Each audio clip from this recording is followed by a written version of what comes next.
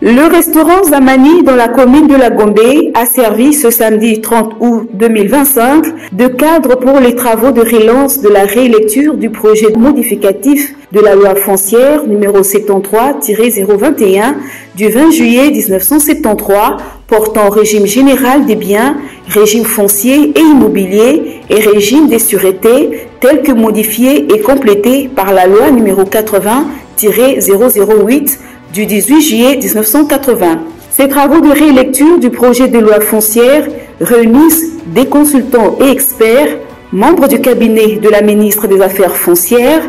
directeur de l'administration foncière, experts indépendants du domaine foncier, des experts et consultants de la CONAREF sous la supervision de son Excellence Madame Onej Sele Mimpa, ministre nationale des Affaires foncières. Les travaux de rélecture du projet de loi qui relance ce jour son Excellence Madame la ministre des Affaires foncières vont se dérouler en plusieurs séquences internes de concertation afin d'aboutir dans les jours qui suivent à une nouvelle version consensuelle du projet de loi foncière. Cette dernière version va évoluer vers le circuit gouvernemental qui devra par la suite saisir le Parlement de cette nouvelle initiative. Les concertations sont menées entre parties prenantes, y compris les acteurs de la société civile, pour maintenir au cours de l'an 2 du PARF 2 le cap sur la mobilisation des ressources tant internes qu'externes afin d'évoluer vers la promulgation de cette loi modificative.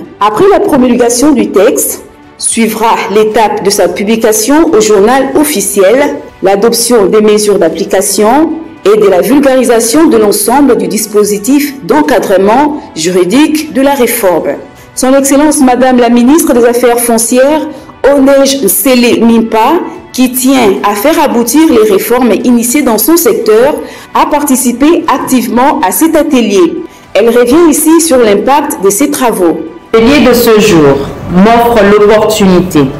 de m'entretenir avec vous tous, experts du secteur foncier, représentants d'organismes internationaux et diplomatiques, en vue d'échanger sur l'état actuel du secteur ainsi que les perspectives vers lesquelles nous devons tous cheminer ensemble, tout en consolidant bien évidemment les acquis. L'analyse du système foncier en RDC révèle que nous avons plusieurs défis à relever, tels que un cadastre national peu fiable, la non-digitalisation des archives foncières,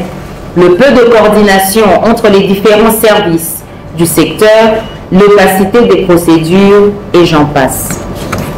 Ces faiblesses du système foncier sont à la base de plusieurs conflits et d'une insécurité judiciaire, freinant ainsi les investissements et le développement. Ce programme bénéficie du soutien du gouvernement de la République, dirigé par Madame la Première ministre, Judith Suminwa Tuluka, sous l'impulsion de son Excellence, Monsieur le Président de la République, Félix Antoine Tshisekedi Tshilombo. Mesdames et messieurs, aujourd'hui, nous nous réunissons pour échanger sur la réélecture du projet de loi modifiant la loi numéro 73/021 de 1973 en vue de lui donner un contenu plus consensuel et suffisamment mis à jour pour ainsi répondre aux enjeux actuels du secteur foncier. Les partenaires du programme d'appui à la mise en œuvre de la réforme foncière pour la sécurisation des investissements verts, la gestion durable des forêts et la paix sociale en RDC 2024-2029 accordent beaucoup d'intérêt à l'aboutissement de ces travaux. Le coordonnateur national de la CONAREF, Dieudonné Ngwassi Akilimali, a au nom de la patronne des affaires foncières, Onej Sele Mimpa, souhaité la bienvenue à tous les participants et a placé un mot sur la mission de la CONAREF au sein du gouvernement. En même temps, saisir l'opportunité qui m'est offerte pour placer un mot sur la Commission nationale de la réforme foncière CONAREF qui, sous l'impulsion de son Excellence Madame la ministre des Affaires foncières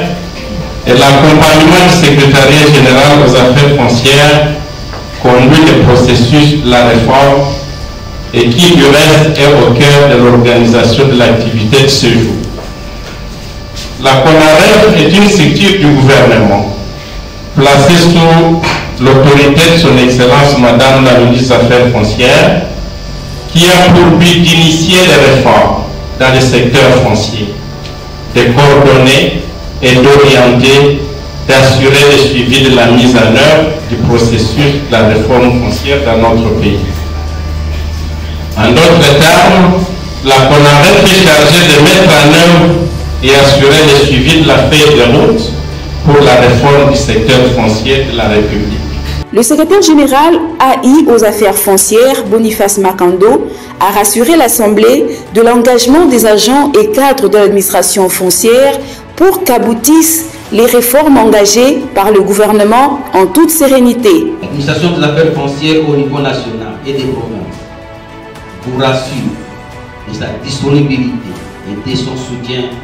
pour que ces projets de loi d'une importance capitale pour notre pays aboutissent à sa promulgation dans les meilleurs délais. Elle est restée engagée à mettre à contribution tout son personnel pour l'aboutissement heureux du processus de la réforme foncière, placé sous votre leadership et sous l'encadrement technique de la CONAREF qui fait jusqu'ici convenablement son travail. Avec votre détermination, avec votre abnégation dans le travail, Excellence, de faire de la réforme foncière l'un des piliers de votre mandat à la tête du ministère. Nous ne doutons pas un seul instant que dans les mois qui suivent, ce projet de loi